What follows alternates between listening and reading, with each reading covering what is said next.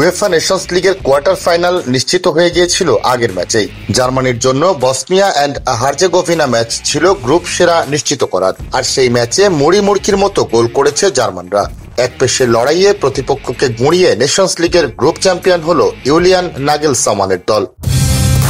Colour expert, George sap এবং mild on hands technology সমৃদ্ধ Orix crystal wash আপনার laundry expert. শনিবার ফ্রেইবুর্গে বসনিয়ার বিপক্ষে 7-0 গোলে জিতেছে জার্মানি।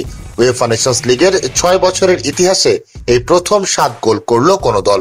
রেকর্ড গড়া ম্যাচে জার্মানির হয়ে জোড়া গোল করেছেন ফ্লোরিয়ান এবং টিম ক্লাইনটেনস্ট।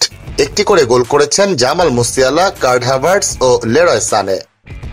ইউরোপা পার্ক স্টেডিয়ামে জার্মানিকে দ্বিতীয় মিনিটেই এগিয়ে দেন মুসিয়ালা। 23তম মিনিটে ব্যবধান দ্বিগুণ করেন টিম ক্লাইনটেনস্ট। আন্তর্জাতিক ফুটবলে এটি টিমের প্রথম গোল। ম্যাচের 37তম মিনিটে আর্সেনাল ফরওয়ার্ড কাই হ্যাভার্টস গোল করলে জার্মানি 3-0 ব্যবধানে বিরতিতে যায়। দ্বিতীয়ার্ধে 50 ও 57 মিনিটে টানা দুটি গোল করেন বায়ার লেভারকুজেনে খেলা অ্যাটাকিং মিডফিল্ডার ফ্লোরিয়ান ভির্টস। এরপর ম্যাচের স্কোর লাইন 6-0 হয় 66 মিনিটে লেরয় সানের গোলে। আর ম্যাচের 79তম মিনিটে নিজের জোড়া গোলের সাথে 7ম গোল পূর্ণ করেন ক্লাইনটেনস্ট।